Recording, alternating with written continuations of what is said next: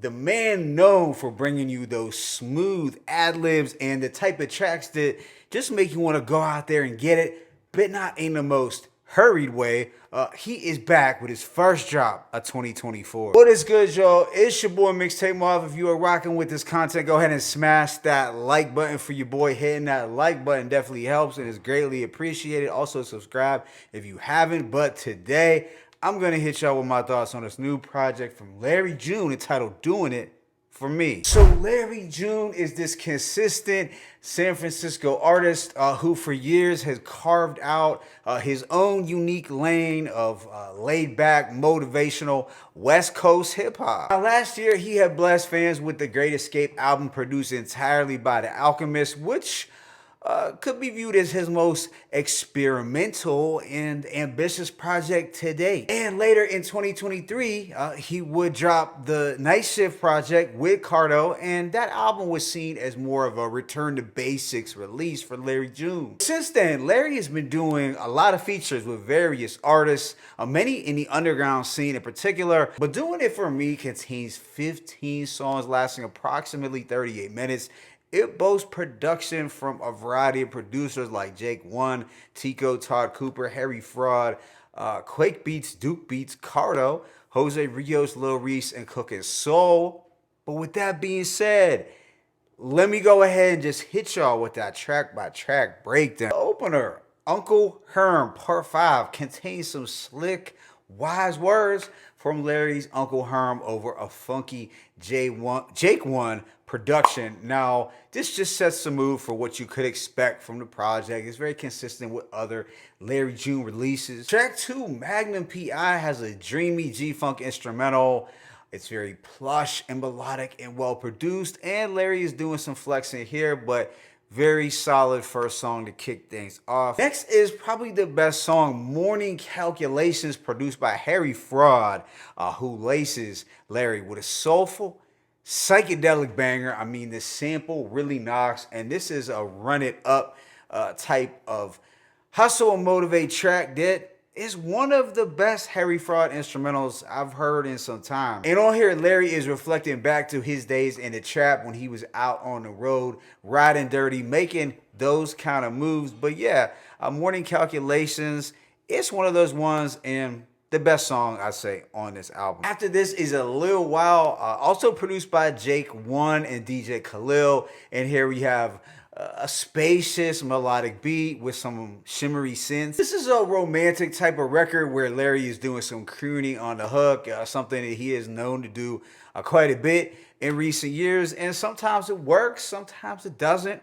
For my ears, that is. I'm not hating on the singing, it's just sometimes some of the hooks, Larry. I'm not sure. But this was a solid track, although I will say the production carried it. Immediately after is Stinson Beach, produced by Tico and Todd Cooper, and this is a fully sung Larry June ballad where he is channeling his inner Bootsy Collins to the fullest extent. Now, Larry has performed these ballads in the past, and sometimes they're a mixed bag for me, but I will say here that the instrumental is spectacular. I mean, you have these rich, playeristic horns that sound fitting for a player's ball. So ultimately, I am kind of on the fence with this track because while I didn't love the singing, the beat was just so damn good. And there is Real Talk Part 2, which has a mix of, I'd say, Bay Area meets Detroit style trap. You know, those darker pianos and more aggressive bass. I mean,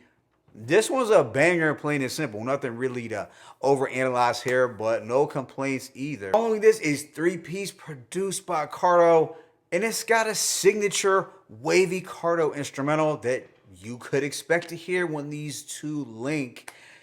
It is smooth riding music at the end of the day that honestly could have appeared on either The Night Shift or, let's say, Spaceships on the Blade. Track 8, Where I'm Going, returns to more of the menacing trap flavors found on Real Life Part 2. I don't have a whole lot to say about this one either, but I do like the energy, and it's as aggressive as you're probably going to get from a Larry June track. Things do mellow out a bit for sure on the next few songs. For instance, on Meet Me in Napa, We get a dreamlike soundscape with these glistening synths. It's a pretty instrumental, and Larry is once again rapping romantically and passionately to a woman. So yeah, it is a smooth and suave record, but I can't say it's one of the more memorable. However, the next song, Breakfast in Gold Coast, produced by Jake One, is one of the highlights. I love the soulful strings, and the horns on the back end are pretty epic. This also has some of Larry's best sung vocals on the hook. Yeah, this track definitely sticks out more than some of the others that had a similar aesthetic. Track 11 is Imported Couches, produced by Jose Rios, and this has another flawless instrumental with groovy guitars and lush strings. It's definitely a slick, motivational Larry June record where he does offer some inspiration on how to keep on going when times get hard. So Imported Couches was another highlight. I mean, the title alone, Imported Couches, that just screams Larry June. I also enjoyed the very low-key Cleaning My Spot interlude, the tranquil instrumental. Almost sounded like it could have been produced by The Alchemist. That's just how good it was and how fitting it was for Larry June. But yeah, on this track, Larry is just painting a visual of a day in his life where he's, cleaning the spot and doing what he does. He's not in a rush. He's not in a hurry, just like Polly from Goodfellas. He's not moving for no one. Track 13, Like a Mac, has a bouncy Bay Area instrumental from from Just Quality Music that was pretty solid, and this does feel like something that would go pretty hard if you are in the Bay Area. And Larry is talking about walking and talking like a Mac, never a simp or a scrub. Second to last song is Dreams, produced by Lil Reese, and it's set to an atmospheric G-Funk instrumental that did feel a bit Cardo inspired. I don't have a ton to report on here, but he does talk about how he's every square bitch's dream. Then this project comes to a close with Moneybag, which has a hazy, soulful beat from Cookin' Soul. I love the addition of the brass on the closing part of the track, and I suppose you could say it is one of the standouts. So overall, I'm gonna give this project a rating of 3.5 mics.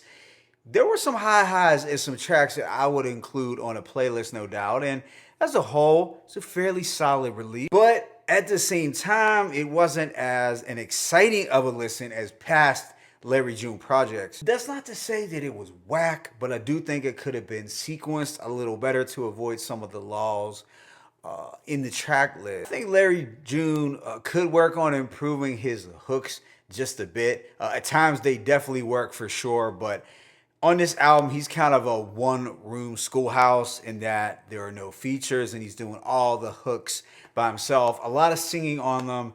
So I do feel he could have benefited from some assistance on the hooks, and some features probably would have worked too. But what I did enjoy here was how there was a blend of some bangers and some slower melodic tracks. So he did attempt to give the listener the best of both worlds. If you are a big Larry June fan, the quality was still consistent enough with some other projects in his discography. My favorite tracks include Magnum P.I., Morning Calculations, Real Talk Part 2, Breakfast in Gold Coast, Imported Couches, Cleaning My Spot Interlude, and Moneybag. But let me know your thoughts in the comment section. It's your boy Mixtape Muff. I'm signing out. As always, is peace and blessings. Larry June doing it for me. One.